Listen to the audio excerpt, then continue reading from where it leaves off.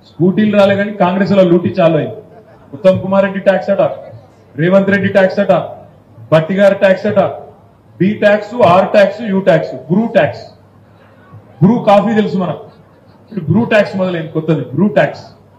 ఆ ట్యాక్సులు మొదలైన మూడు ఎందుకంటే ఢిల్లీకి పంపాలి కదా సంచులు, కాబట్టి 3 రకాల పన్నులు సామంతరాజులు కప్పం కట్టాలి కాబట్టి ఢిల్లీకి, అవి చాలని.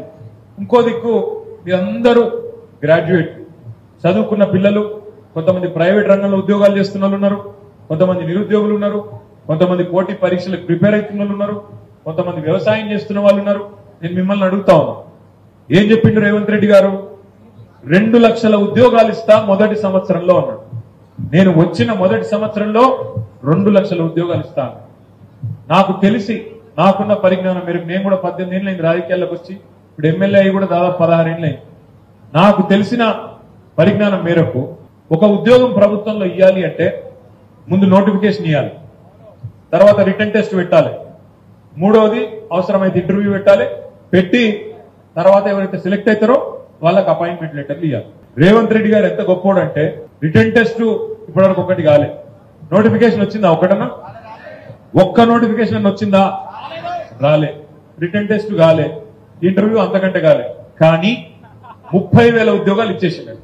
అంటే పెళ్లి కాలే, సంసారం చేయలే, పిల్లలు మాత్రం పుట్టిరు. ఇదెట్లా?